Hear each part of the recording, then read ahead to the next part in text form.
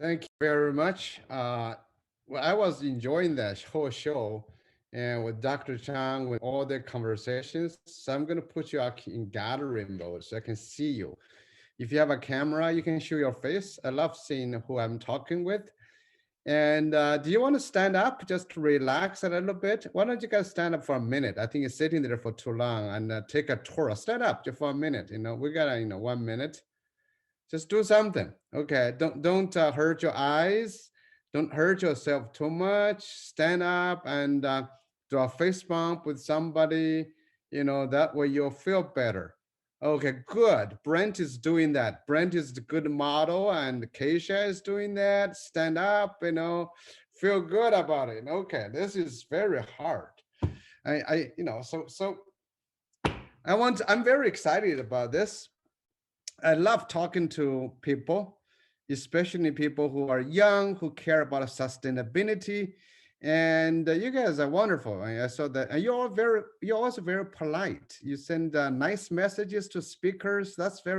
Thank you for that before I get any. So thank you very much. So I have a long PowerPoint slides, but I'm not going to use. I've changed my presentation to you already because of what I heard just now. I really want to talk about learners without borders. How do you have a sustainable learning experience? But before that, I was going to actually challenge you for you to think about in your decades of learning using project-based learning around sustainability issues. What have you discovered to be your strength and passion? Have you been able to discover what you are really good at doing? Anybody who wants to? I'm just going to find different names. Do you know what you're really good at and what you're not good at? And number two, do you know your passion? That is what makes a passion? A passion is something when you follow, you don't even know the time. So can we start from there? And let me see. I can say Brent. Brent, you want to answer that question? Do you know your strength? That is something you're really good at doing. Well, thank you for that, Professor Yong Zhao. Well, I'm really good at speaking up for what is right. Public speaking, to be exact. What are you really bad at? Maybe Oh, you're no good. I'm quite bad uh, at basketball. Yeah, let's say Okay. basketball in sports. Okay. Do you know what you're really passionate about? I'm passionate about serving people in the community, more specifically human rights, defending our rights, children's rights. Thank you so much. I'm for you. That's great. You should go to UNESCO to defend children's right. I think schools have deprived children of their rights to make self-determination. Thank you, Brent. That was wonderful. So I just want to, bring this out for you to think about sustainability. Because right now, the biggest problem in sustainability, it's not necessarily environment. I think are human beings. Human beings are basically destroying our sustainability. You're right there in the Philippines near the South China Sea. Do you know see how many ships are in the ocean right now trying to kill each other? You have the Chinese ships, you have the American ships, you have the British ships. Everybody is trying to destroy each other. This is the biggest problem is this thing called nationalism. Nationalism is the biggest problem. We use nation as an idea so people can be patriotic, so we can go kill each other, so we can go buy bigger ships, spend a lot of money on guns, on all of those things. But I'm not here to talk about sustainability. So forget about it. I was just trying to bring your issue to say human beings are our most dangerous enemies. Human beings, we just like to fight each other. If we stop fighting with each other, human society would not have hunger, we will not have famine, we will not have wars, we have education, We have good internet connection. We have good society for everybody. Why are you in this school? Can you think about that? Why are you in the school? Not only because the parents want them, not because of the school is good, because the school apparently sends you to a better place than other people. Why isn't the school for everybody? Because it's exclusive. Why is it exclusive? Because it offers something better than other people. So another issue with human sustainability is called equity and equality. Equity and equality. That is a huge issue. I know you're not dealing with that. You guys are dealing with the environment. By the way, that's Donald Trump is dealing with that. You don't have to worry about that. What is the human beings? So what I'm going to talk about today, spend really 20 minutes to ask you to think about a few things. I'm going to show you what I know, one slide, two slides probably, and for you to think about. So they are, if you're on Twitter, you can follow me, just Yong Zhao ED, that's my Twitter. And then it's this idea about co-learners without borders. So what I think human students can become, what you can become is very important. So this is what I believe good education should be. All right, here we go. This is what I think a good education. If you come out, this is what I hope all education should be like. When you graduate, do you think you are great and unique in some ways? Do you have, again, Brent De La Cruz, I'm looking at you, you're my buddy now. Okay, so think about when you graduate, can you go around tell people, I am really great at this? I'm great at public speaking, but that's not sufficient. You need to have knowledge. Just speaking, nobody listens. You need to know what you're speaking about, but also you are unique. Can you do that? And you find your passion. That is, you like to do something. You're speaking about a topic to a group of people to convince people to do something. Are you going to become a political activist, for example? And then you use your creativity and entrepreneurial spirit to create something valuable for others. Are you able to do that? Every one of you in your school, do you have your strength? Do you have your passion? Can you create value for other people? So can you make your learning personalized? That is, follow your passion, your strength. You develop that ability, you develop that concept. You can do that. And also, can you start all your learning not by a project? Project-based learning is great, but there are different versions of project-based learning. There's one version is called entrepreneurial project-based learning. That is what I call a product-oriented approach, which is always start by identifying a problem worth solving.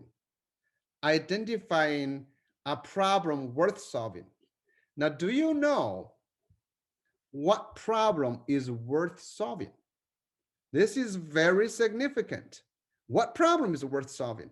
Can you identify that problem? Can you debate with your friends and your classmates to say, well, I don't think this problem is worth solving. Well, I think that is. After you identify the problem, then you go around try to solve the problem. So all learning starts with a problem, then you try to solve it. Are you able to think about that? And then you make sure it's globally connected. That is global. All your learning is globally connected. So the example you think about, each person, each one of you has a jagged profile. This is a jagged profile. One has a longer arm, another has shorter arms, another bigger stomach. You can be great in music, but you're really bad in math, for example. And this is what I want to talk to you about is that can you think about yourself in your school, about what are you going to be good at. Only when you're good at something, you can become great at that. So that's another message here. How does you do you guys know how we learn, how we become who we are? You know how we do that? We become who we are because of two things. It's called nature and nurture. What you are born with and what you experience. Nature and nurture. So this is the idea, So like when you are born, you have this is what I call the new theory of human learning. It's called nature via nurture. So suppose if you're an apple tree, you get apple seeds. That's nature. That's in a seed. But until and unless you have water, you have sunshine, that apple seed will never become truly good apple trees. The same thing with you. You may be great in music, but if you never had access to music, you will never be good at it. So this is what I call human beings are born with different talents. Each one of you is born slightly different. Some of you may be better at nature, dealing with sustainability, environmental issues, but some of you may be good at intrapersonal. You understand human beings better. Some of you may be very good at logical, mathematical, and others may be different. So, but this is natural born. This is what you are born with. But whether you have the good luck to have that experience, you don't know. I have always thought I could have become a Justin Bieber. I don't know if you know Justin Bieber from Canada. I always thought I could have become one, but I never knew because I was born in a very poor village in China. I never had access to music. So until today on my iPhone, I have no music. I have no song. I don't even know how to enjoy that. Can you believe that? A guy in the 21st century doesn't listen to music. Some people always use music to make a joke as I don't know.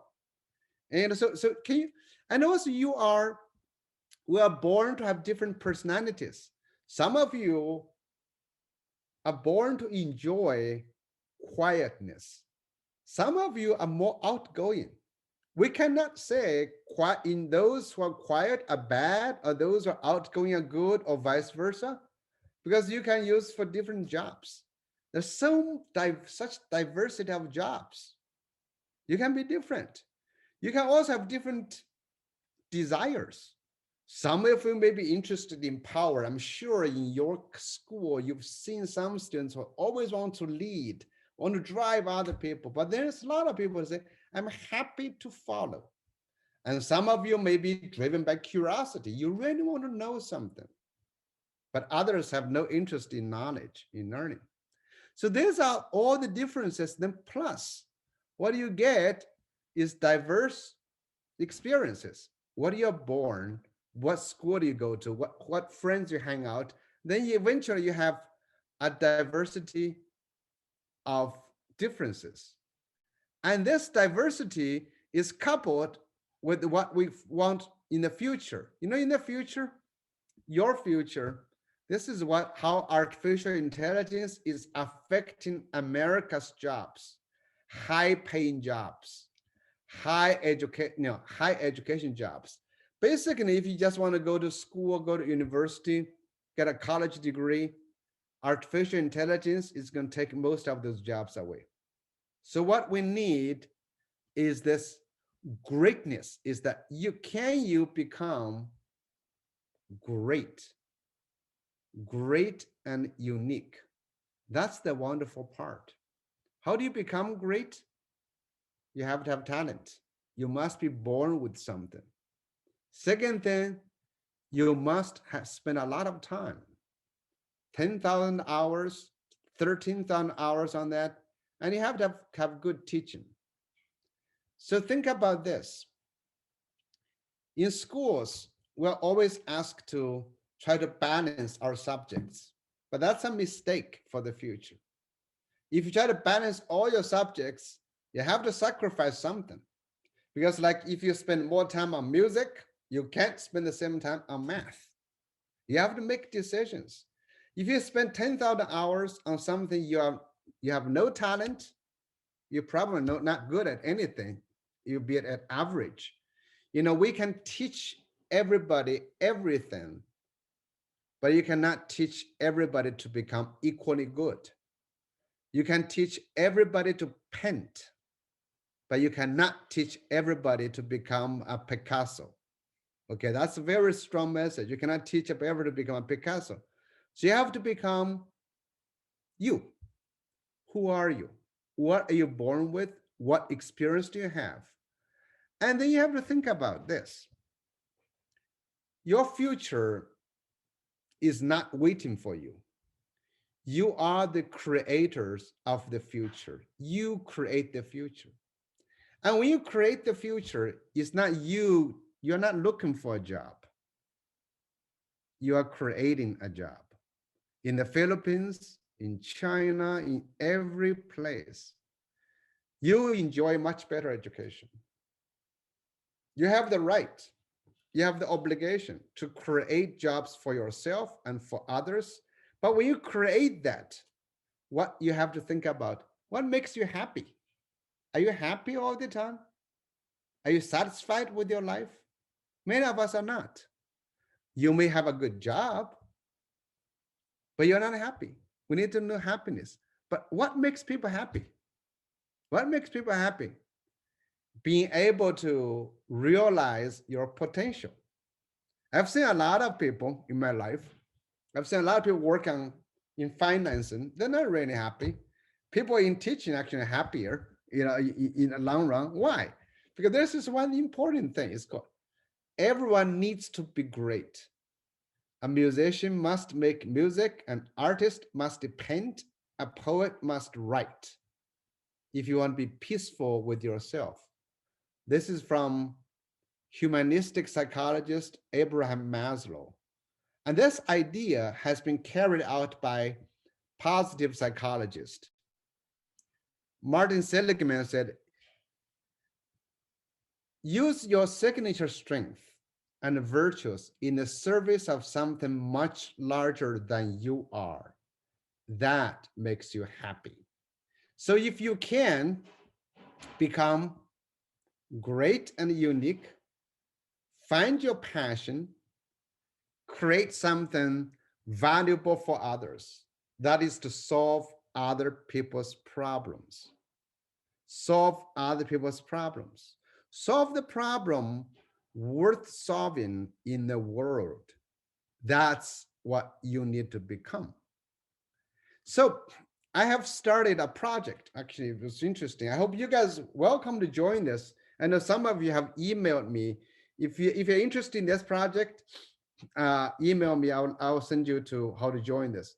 This is a global project. I started last year after COVID-19 because COVID-19 was pulling people apart. So I said, okay, how about we start a human interdependent project? We call it HIP. Students from different countries, from different schools, work together online to create projects, but basically to create products that addresses the significant issue of human interdependence. Today, we need to learn how human beings are interdependent, not how we are separate, not who is our enemy. We need to become more interdependent. So my presentation is really this. I want you to ask yourself, heart, are you great? Are you unique? Are you passionate about it? Then are you able to create something valuable for others, solving other people's problems? Jobs are being created by you. You don't go look for jobs. You create jobs. IBM just published another article saying, well, why do we look at skills and abilities? We don't look at credentials. College credentials, you are welcome to get them. I'm sure your parents will want you to get one, but it's been inflated a lot. It is dependent on you. Can you do this? And I want to show you another thing. If you, by the way, if your school is interested in, I can send this to you. How do you learn? We learn by, first of all, I created this 8-step process. You start by identifying needs. You come up with the idea. You assess your strength. When you do a group project, you need to know you have different talents, abilities. You need to know who you are.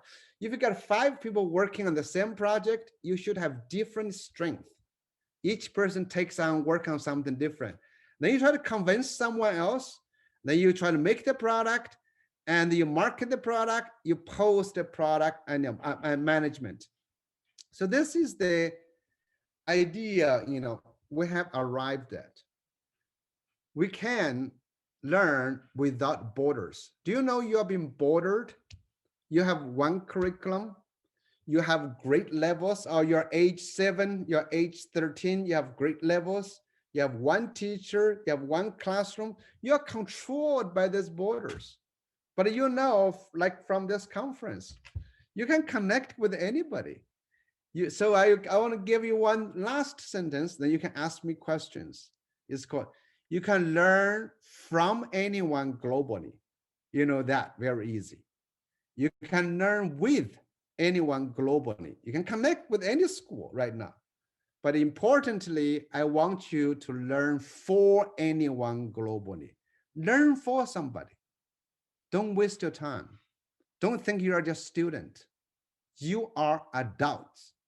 You can learn. 5-year-olds can run a business.